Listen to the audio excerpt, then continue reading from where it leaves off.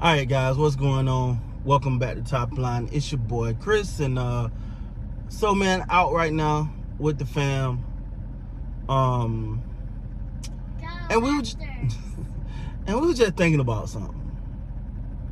And we were sitting here and chilling, and I thought about something because I've been talking about OG Anunoby being a top priority. The Raptors got to figure that part out. Wait, hold on.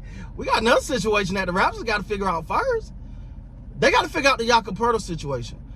Now, on the surface, you don't hear his name a lot. He kind of fly on the radar and it sound, something like, because I'm be honest, I thought he had another year on his contract. He's an unrestricted free agent. They have to resign him. The Raptors have to resign him because of what you gave up for him.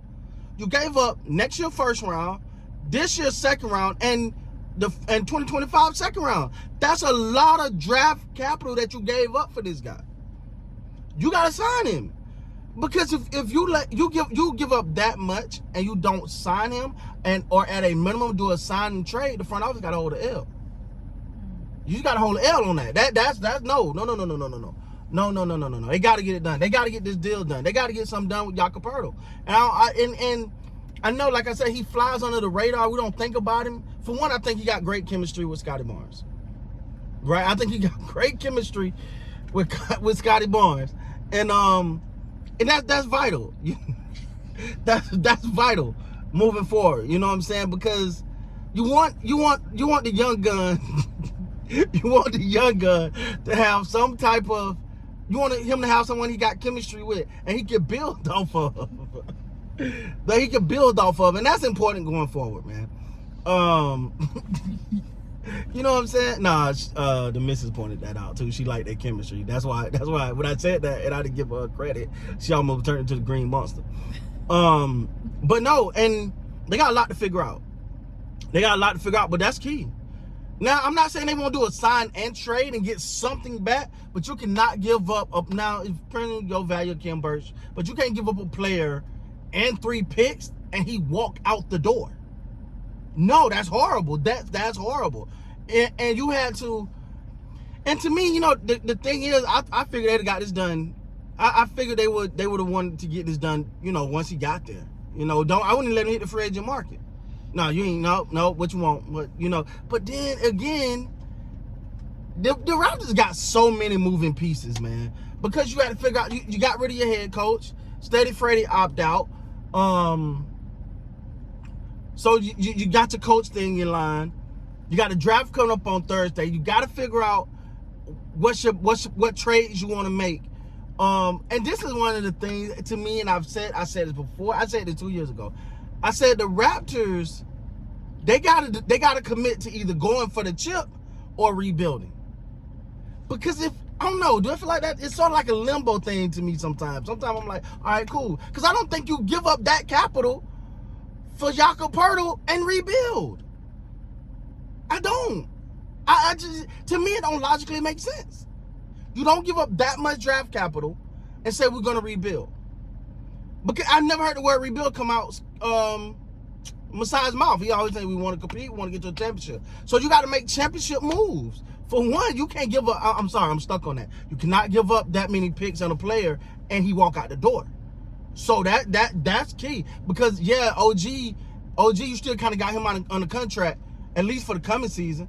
You want to get that figured out and solved. You want to get the OG thing figured out and solved. But you still got time on that one. With Jakob, you got no time. You got no time. You got to figure this out now. Because I'm sorry, listen.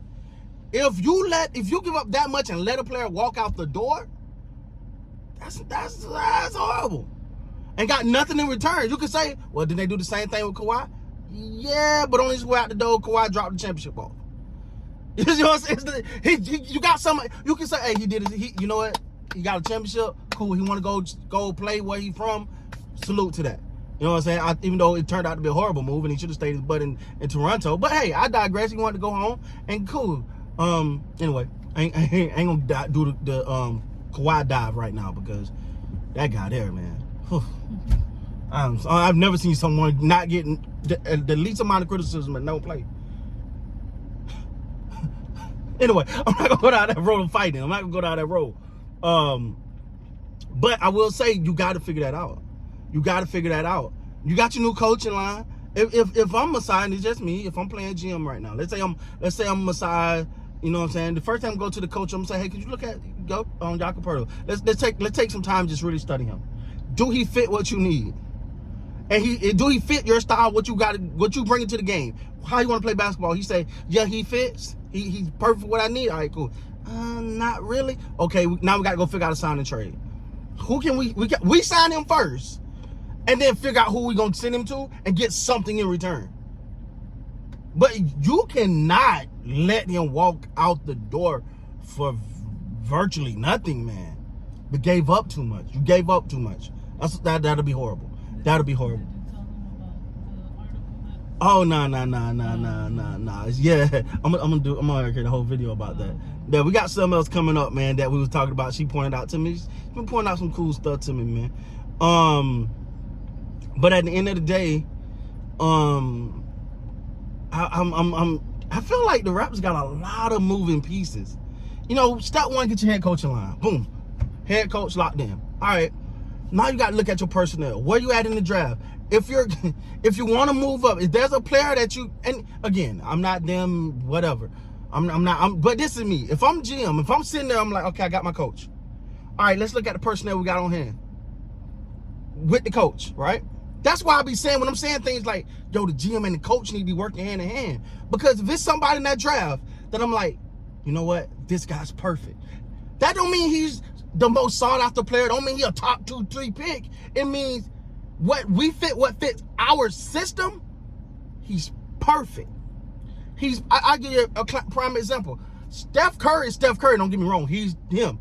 But Steph Curry wouldn't be the Steph Curry we know today if he wasn't in the right system. If he wasn't with a coach that three-point shooting that values the three-point shot, it's not that Steph wouldn't have been great, but a coach that bring that out, say he's perfect for what we do.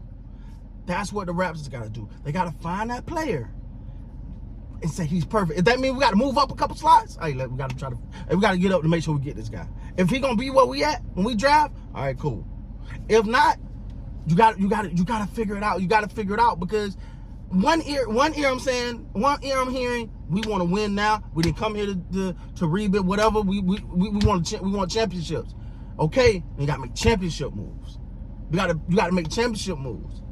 You know what I'm saying? So anyway, the moral of the story is they got to sign Jakob Poetl, bro. They got to get that done. They got to get that done.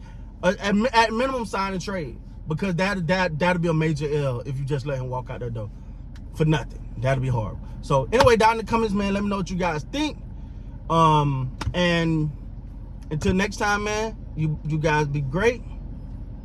Deuces.